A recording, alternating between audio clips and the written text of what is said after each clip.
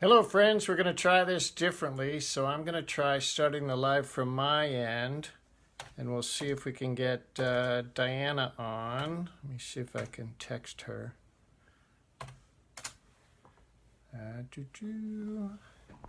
So we're waiting to see if Diana will sign on from her end in Collegeville. And I'm just readjusting the camera here a little bit. So Diana is watching. I'll click on her and I'm going to click add. Bring add. So I'm adding Diana. It says adding. So what happened? Oh, there's Diana. Okay, it worked this way. Hey, success. Yay. Okay. Excellent. So I heard you lying to people that you got up early and went to morning prayer. No, it's true. It's true. Okay, what happens if I do this? Hold on. Then Does that look funny? we have to do this to see you. Okay. Alrighty. Here we go. Well, then this is better because then I can wander around. I had set up this whole system. I don't know if I can show you. Here. See, look, Yeah. here's my high-tech system. Can you see Wow. that? Wow, that's an interesting tripod you've got there.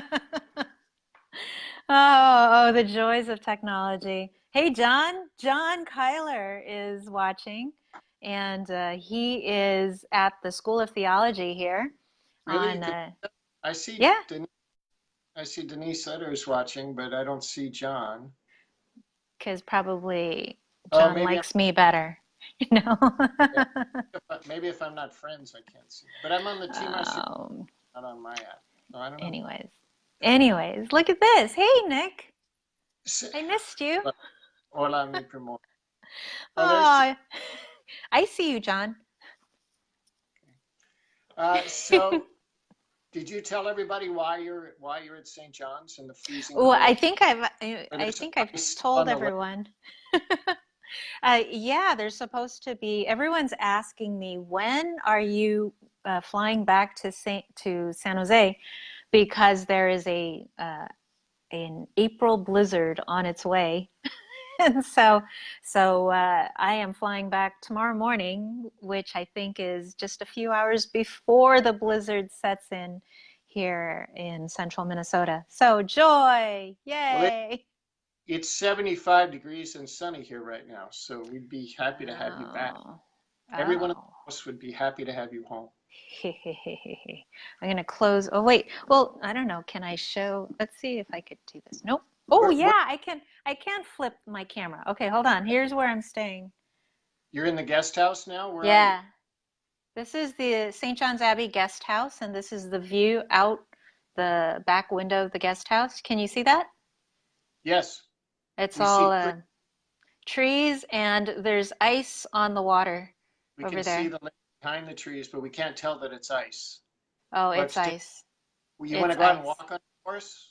No, no, Go out to your that's all fish house.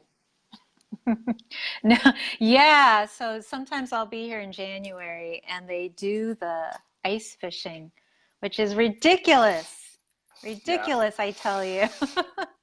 But okay, I'm closing the window here. Okay, what are we talking about today? Well, what would you like to talk about? Well, we posted a an open letter to the bishops, right?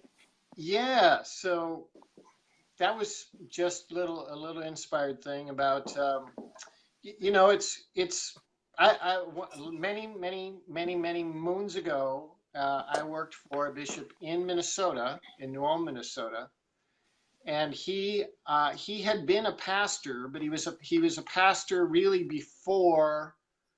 uh, before the RCIA was widely used in parishes. So he didn't Yeah. really. It was around, but in the 70s and 80s, it was still getting implemented. Yeah. So Oh, so hey, he. Jean said she saw that letter. Oh, So, cool. Yay. yeah, let us know what you thought about it, Jean. Yep. So anyway, this bishop, when he was a pastor, when he was in a parish, his parish didn't really do RCIA, and then he became a bishop. And Mm-hmm. and so his only exposure to RCIA was the rite of election, really, in a pastoral sense. He didn't. Let's see. He did baptize the catechumens at the cathedral at the Easter Vigil, but he wasn't part of really the catechumenate. So it was Yeah. interesting working with him because he was really in support and in favor of all the reforms of Vatican II, including the catechumenate, but he never had any direct hands-on experience with that. Now we're many, many years later, we're a few decades later, and lots more bishops have, before they became bishops, have pastoral experience. But there's still some that because they wind up, their career is mostly in the chancery or in teaching in high school or something like that, when they become bishop, they may not have had a lot of experience with the RCI directly. So we Mm-hmm. wrote this open letter to help both those bishops who haven't had a lot of direct experience and maybe those who have had some direct experience, but it was a long time ago, and maybe they don't remember or new things have developed. So we basically wrote what we call a bishop's cheat sheet with about 8 or 9 quick bullet points about what's going on with the RCIA. I described it as the 9 things we wished every bishop knew about the RCIA. Yeah. And some people have been writing in saying, "Oh, this is great for my pastor because he needs to know this too." Yeah. Or, Somebody wrote it, fill sent it in the to their blank. RCIA team. Yeah. And so it's Yeah. not really just for bishops, but we hope that it's like all our stuff. We hope it's generally helpful for the mission out there. And also bishops are busy. They don't have time to do a lot of research and writing and stuff. So we tried to make this really brief and really quick. And like you said, Diana, this is what we wish they would all know. And there are some bishops who know this very well. Mm-hmm. But there are a few who, for whom we hope an update like this will be helpful. Yeah. So if you work with a bishop or if you work with a priest, feel free to send a link of that article. And I don't know, Nick, you're on a desktop right now. You can maybe type in the link to that post. Yeah, that's Yeah, well. and there's also on that post is a link where you can just download it as a PDF, and it'll automatically format it for you in PDF form. Do that. Yeah. And, when you send the link or when you send the copy of the article to your bishop or priest or deacon or DRE or liturgist or whomever, include that person's favorite adult beverage, and you just might get better results. Okay, so here is a link to the blog post. All right, so that link is up, and let me put the link to well, if you go to that link. Yeah, it'll be there. You'll be if fine. you go to that link, there's a button there that will let you download download a PDF of the article. So if you want to just download the PDF and email that to folks, you can do that. So anyway, let's talk about a few of the points. I don't know if you remember, Diana. Do you want to pick one, or do you want me to go through and pick them? Well, let's just go through. There's 9 of them, so let's just go through each of them really quickly. How's that? Yeah. Well, we'll see if we have time to do all 9. So let's just start at the top then. The first one is that RCI works because you do that one. That RCI doesn't work. Have you heard this? That some people say there's like there's this 50% drop-off rate. I hear that all the time. Mm-hmm. And if you try to find out where that information comes from, it's a myth. There's nothing substantial behind it. And there's a group, a sociological research group called CARA, Center for Applied Research in the Apostolate. They're located in Georgetown. And in their 1964 blog, they did some, like they call it back of the envelope estimates, but they took, actual hard data and did some estimates of how many people remain active Catholics after they go through the RCIA process. And they estimated 84% retention of folks who stick around who are active Catholics after they go through the RCIA process. And that's just amazing. There's nothing else in our pastoral processes that has that kind of a success rate. Yeah, and I remember that report from CARA where it gave that, I think they called it a back of the napkin sort of quick calculation sort of thing, of that 84%. But they also said that the people who go through an initiation process like the RCIA come out of that process even more passionate about And they're being not just Sunday, disciples. they're active, involved Yeah. missionary disciples. Yeah. And I mean, just look at your RCIA teams. Many teams are made up of people who have gone through the RCIA themselves. So Yeah. the RCIA, as as um, as incomplete as we often do it in the real world, as imperfect as it often is when we try to do it, is still the best way that the church has to make disciples, right? Yeah. So let's I like to paraphrase, oh, who is the guy who said, you know, if people say Catholicism is difficult, it's because they haven't really actually tried it yet or something. I don't know. Anyways, we haven't really tried the RCIA yet.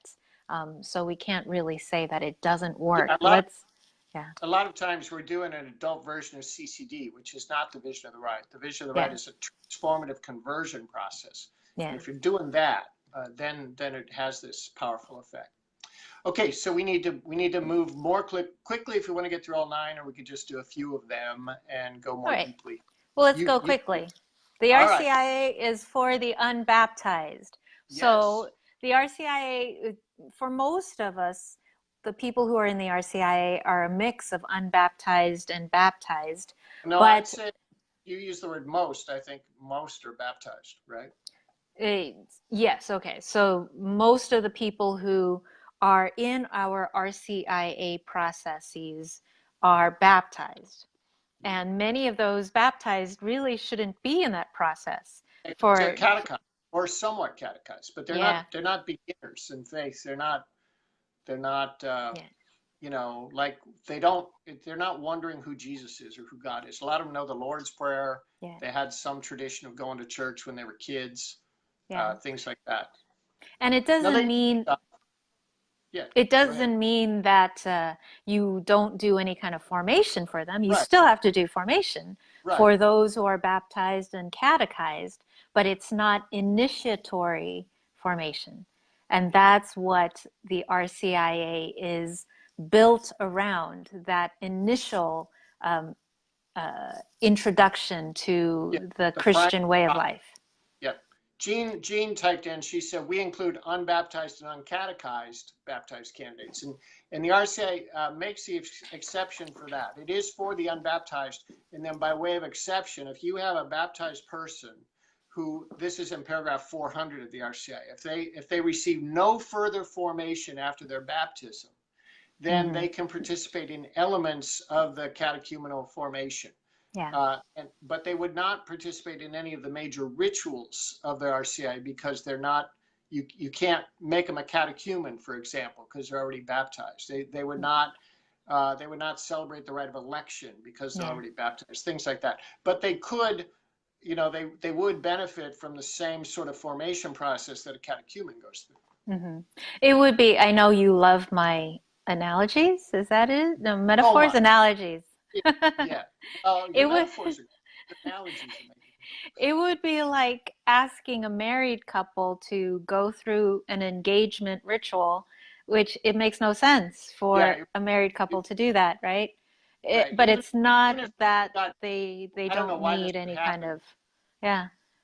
It's but not that they don't need any kind of ritual acknowledgement or blessing or what, but yeah, that's not the correct ritual to use with them. exactly. Okay. Okay, well, that leads to our third point that the RSA is a ritual. It's a ritual Yeah. process. And again, a lot of us, as I said, treat this sometimes as adult CCD with some rituals thrown in. And it's Hmm. the other way around. The ritual process is formative. In the blog post, we inserted a quote from Pope Benedict, who said that the liturgy can be called the permanent catechesis of the church, the inexhaustible source of catechesis. Hmm. So if we really take that to heart, then it is the Sunday to Sunday liturgy and the rituals of the RCIA and all the other ritual and sacramental process of the church, which are the permanent and inexhaustible source of catechesis for catechumens and candidates. Yeah. Yeah, I know. And a lot of times too, we tend to think that not just liturgy is secondary, but that the RCIA is primarily catechesis with some rituals, Yeah. but it's the other Yeah. way around. Yeah. Okay. You number 4 on some of these too. I should point out if you go to the blog post we did on a few of these, like RCIA as a ritual process, we added a link where you can read a little bit more background on some of the bullet points. Yeah. So number 4, all the major rites of the RCIA are required for initiation. So Yeah, we get this question a lot. Like, my catechumen did not go through the rite of acceptance. Can they still get baptized? Well, if they didn't go through the rite of acceptance, they're not a catechumen. That's what makes you a catechumen. It's like yeah, saying, my wife and I didn't go through a marriage ceremony. Can we still be married? You're not married if you didn't go through a wedding, right? yeah. So the major rituals for initiation are rite of acceptance, rite of election, the 3 scrutinies, and then baptism, confirmation, and Eucharist. Yeah, and So, all of so you got to go through all of them in order to become a Christian. And there, unless you are in danger of death, then yes. there So is an option where there can be some adaptation and omission, but that is a very limited use of that abridged version. But even in that case, if you recover from your illness, then Hmm. you're required to go back and do all those rites that you Yeah, skip because you're in danger of death. yeah. All right, why So, don't and you do the next one? well, I want to just point out another thing about those Okay. rites. The ones that always get a little fuzzy in people's minds are the scrutinies, and I Mm, think because folks think there are 3 of them that you can just sort of pick one and you don't have to do them all. yeah. But the rite says if you're going to skip one of them, you need the permission of the bishop. The bishop needs to Hmm. dispense. So that means it's got to be this really huge deal. Yeah, It's not like I had my cruise scheduled for that week or something. You have to take this seriously. yeah. Hey, Rick, good to see you. Hi, Rick. Yep. Okay, so where are we at? Number 5? Yes. Yeah. The high point of the I'll read it, but you No, should you talk. do it. You do it. You go ahead, you do Okay. it. All right. The high point of the election or enrollment names is the rite of election itself, the act of election. And the way that the rite gets celebrated in lots of places, it can look to the untrained observer that the high point is the shaking of hands with the bishop and the signing of the book by the Hmm. bishop, and so the focus of the rite shifts to the bishop at that point, and those things are not in the rite, and I'm not sure how they got added in. It becomes, the rite of election really has become a meeting the bishop ceremony, like this, like you would meet the president. There's this big receiving line, and you go through and shake hands with him, Hmm. and that's not the point of the rite, and it shouldn't be emphasized in the way it is in lots and lots of places. So we need to, be careful with what the ritual actually says. Remove those things from the rite. And here again, I don't know if all bishops actually know this, that's not part of the rite. And then so if we don't do those things, and then we can properly orient the focus to where it belongs, to the very Hmm. act of election itself, when the bishop declares the catechumens to be the elect of the church. Hmm. Yeah, so we really have to review what the purpose is of that rite of election, especially if you're in charge of preparing that liturgy, which not everybody is. But it's good for us, even if we are parish directors, to know that's the high point, the act of election, so that when we do mystagogy on the rite of election, we can emphasize that part. Okay, is it time to move on to the next one?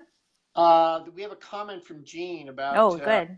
She says that they offer a teaching mass for the neophytes, and I'm not sure. And then she says, should we ask the neophytes first what questions they have? So I'm not Oh. sure the context of that whole question, but just real quickly, we at Team RCA, we don't really advocate the teaching mass style too much, because it's a little bit like a teaching play for Shakespeare, where all the actors are, doing the drama, but you stop every once in a while and explain the play.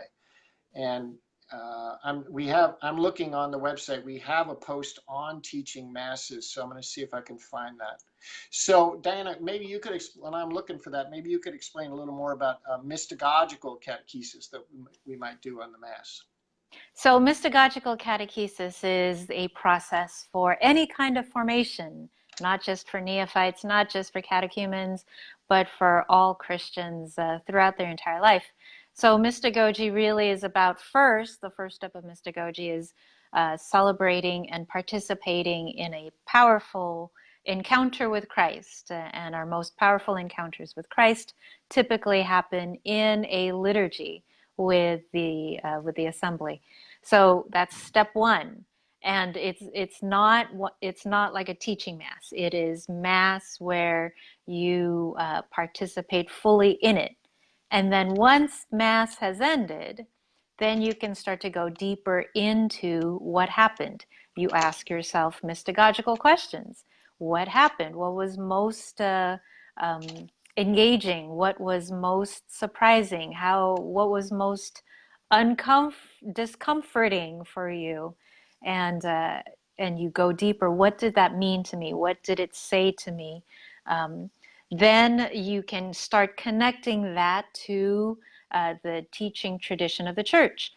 Based on those memories, based on those feelings, and what was most memorable to a person, you can connect it to scripture, to passages in scripture that relate and connect and build upon that memory.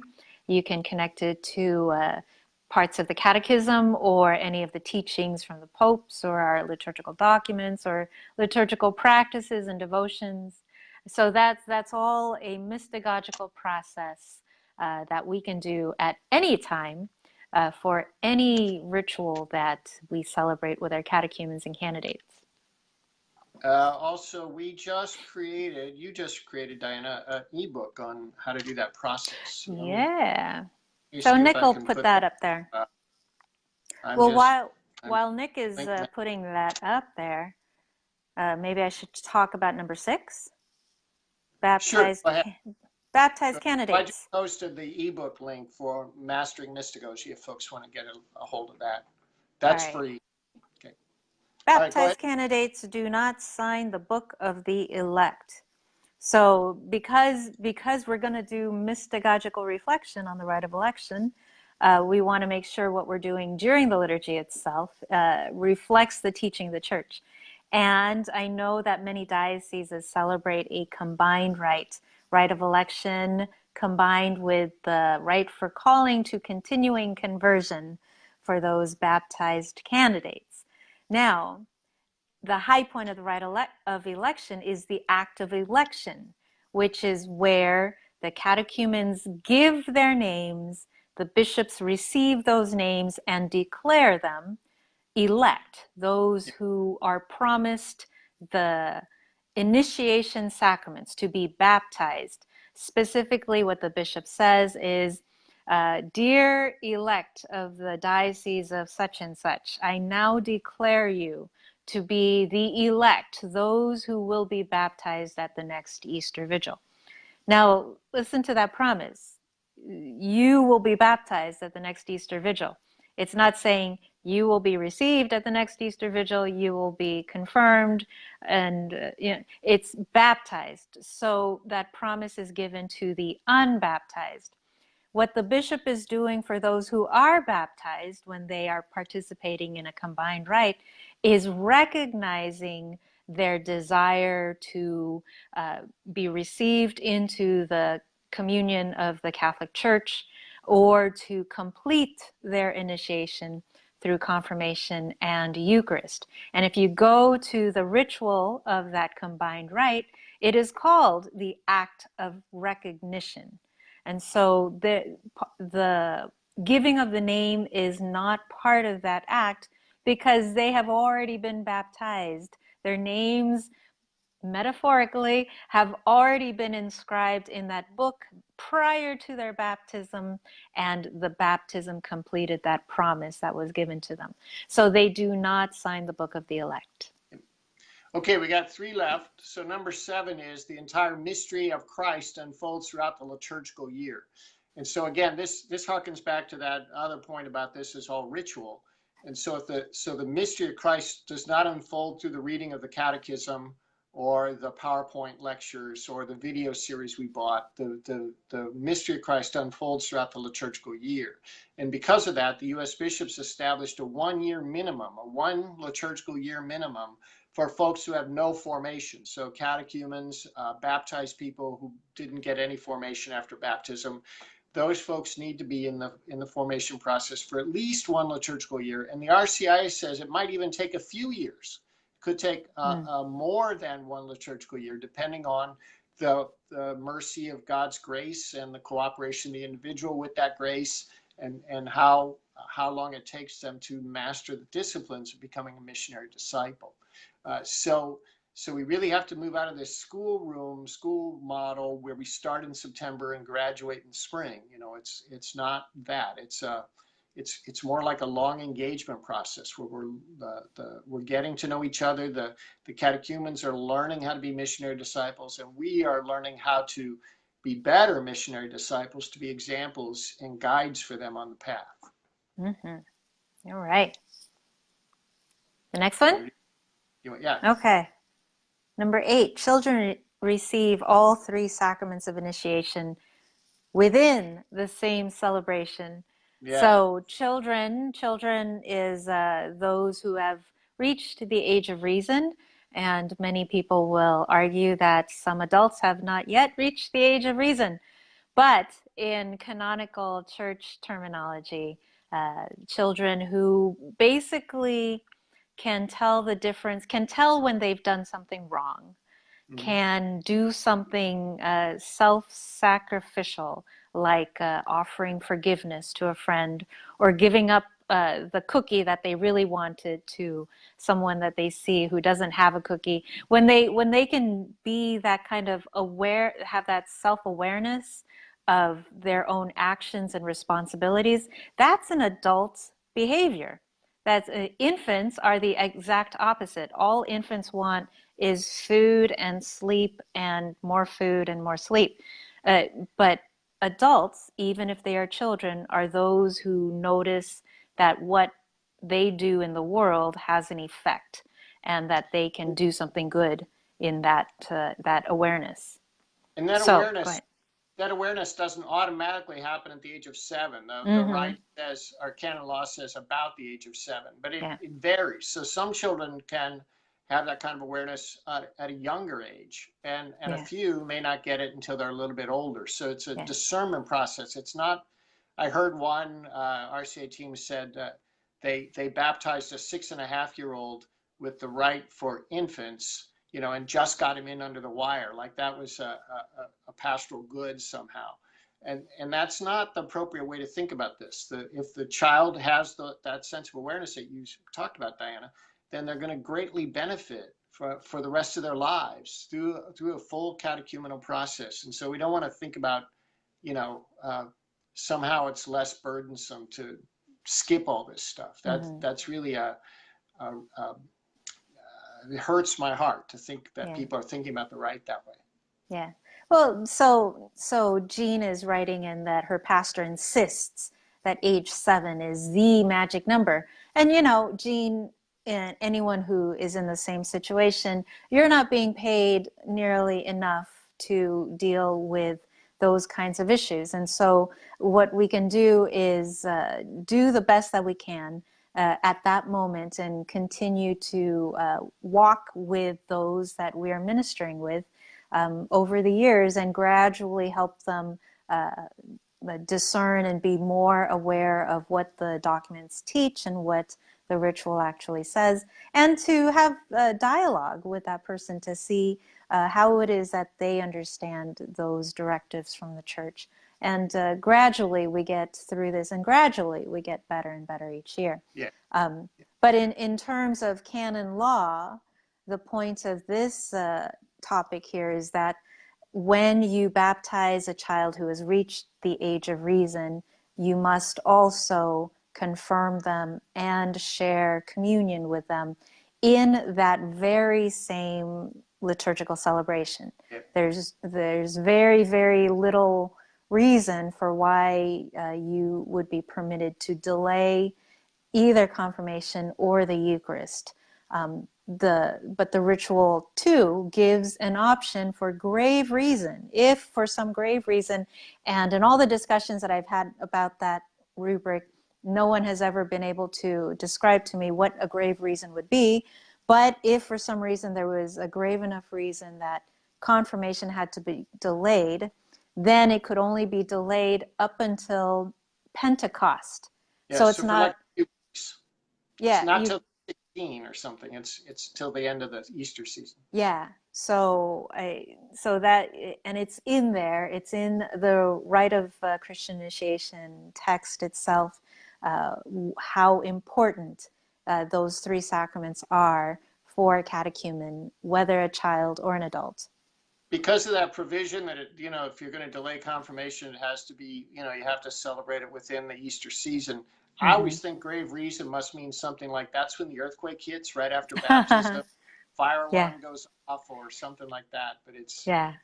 it's Yes, yeah. someone used too much incense and it got too close to the fire sensor, and everyone had to evacuate. So who knows? That could be a grave reason. I get that. Sure. All All right. right, So you do the last one. yeah, number 9 on our list is conditional baptism is rare, and we wrote a blog post on that. There's a link to it in this blog post. There's a link to the longer blog post we wrote about this. But that longer blog post we wrote, the conditional baptism is being struck by lightning. We know what happens. It's not Mm, impossible, but it's pretty rare. And I don't know anybody who was struck by lightning. I've never been struck by lightning. It's not something that's common. Now that is a shift from our pre-Vatican II days. And so folks that are operating out of a pre-Vatican II mentality, they tend to distribute conditional baptisms kind of freely without a lot of research and a lot of investigation. But it really takes serious investigation. And after serious investigation, you really have serious and prudent doubt that this person was validly baptized. And my question is, why not just treat him like a catechumen then? Why do a condition? Just make him a catechumen. yeah, Don't do the conditional baptism. yeah. I think the reason lots of people do that, that very scenario that you said, is because they don't discover this until like now, Yeah. a few weeks before Easter. And then they try to make it up by saying, well, we can just conditionally baptize this Right. person because Right. we promised them that we would, or we promised that whatever. But so that is a challenge and an invitation to us to do a better job of inquiry and discernment and getting to know a person as soon as they come to us, and Yeah. not wait until long down the road, just a few weeks before, where you start making strange decisions because we feel the pressure of time, Yeah. right? And I think another reason it might happen too, Diana, we're a very document-centered society, and so Yeah. everything has to have a piece of paper attached to it. And so sometimes, if you were baptized in another country or a little rural church that got burned Mm. down or something, and you can't find your baptismal certificate, then folks think that, well, we'll just do a conditional baptism. Yeah. But you don't need a baptismal certificate to eliminate the serious doubt about baptism. You need a witness. And every diocese has an affidavit process where a witness can declare that the baptism actually happened. Or if you've got photographic evidence, you got a picture of the baptism or something like that. So you just need to really, again, do serious investigation and not treat this conditional baptism as, like you said, a stopgap measure because we didn't do the work ahead of time. Yeah. Yeah, absolutely. So yeah, and I think we put a link on that one, did we? Yeah, So the link is there's a link on that. right. Yeah. So I don't know, how are we doing on time there, Nick? We're about out of time, so if you have any Okay. clever joke you want to say before we close. Well, no, not a clever joke, but a kind of a serious thing. We put this list, this cheat sheet together for bishops because sometimes we in ourselves, sometimes we hear a lot of complaints about our bishop or complaints about our pastors or complaints about name whomever it is who Hmm. is being the thorn in your side at the moment. And a lot of times when we complain but we don't offer any kind of help, then it just becomes a complaint and nothing gets better. So hopefully this list of 9 key issues for the RCIA is more of a help than sort of a what's it? Oh, we're doing it wrong kind of attitude.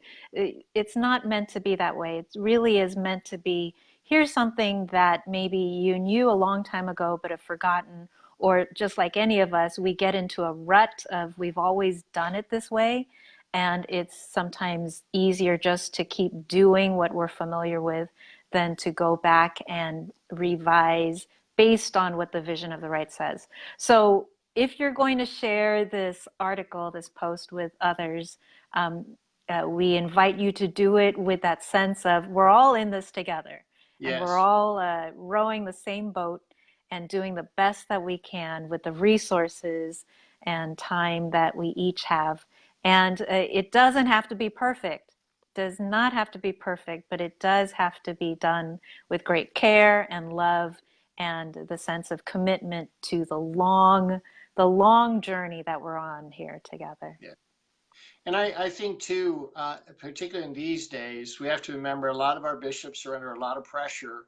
Yeah, And one of the last things on their mind right now is the right of election and the catechumenate, just because there's, all this stuff about the scandals going on, yeah, and they have to meet about that and they have to deal with that. And that's their pressing thing. And so there are some bishops that need to have a little more accountability, but probably our bishop, probably your bishop, mm-hmm, the folks that are listening to us, your own bishop, I'll just speak for our bishop. Our bishop is a dedicated, pastoral, humble servant of the Lord who's really working hard to make mm-hmm. our diocese a vision of the kingdom, and so he's got a full plate. He's got a busy schedule, but we know that he loves the catechumens and he loves the work that everybody's doing in the parishes, and so if we're going to send something like this to him, we do it out of a spirit of love, Mm-hmm. and like you said, Diana, rowing in the same boat. We're all pastoral ministers in this Yeah. together.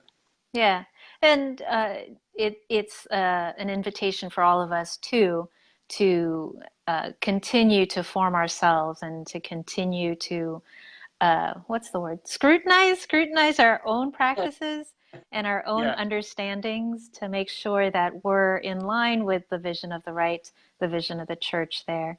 And, together, if we do this together, we can only get better and help people become better disciples. yep. All right. Okay. Yay. All right. So, Diana, put your boots on, get your sweater. It's going to get colder there, and then get on No, the plane, come yeah, home.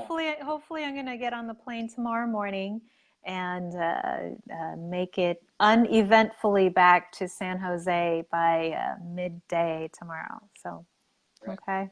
Yay. Well, thanks everyone. Don't forget Thanks. to check out those links, and we'll make sure that those links are up on the YouTube site as well. And thanks for commenting and checking in. All Okay. right. Thanks, Everyone. Nick. Bye. Bye bye.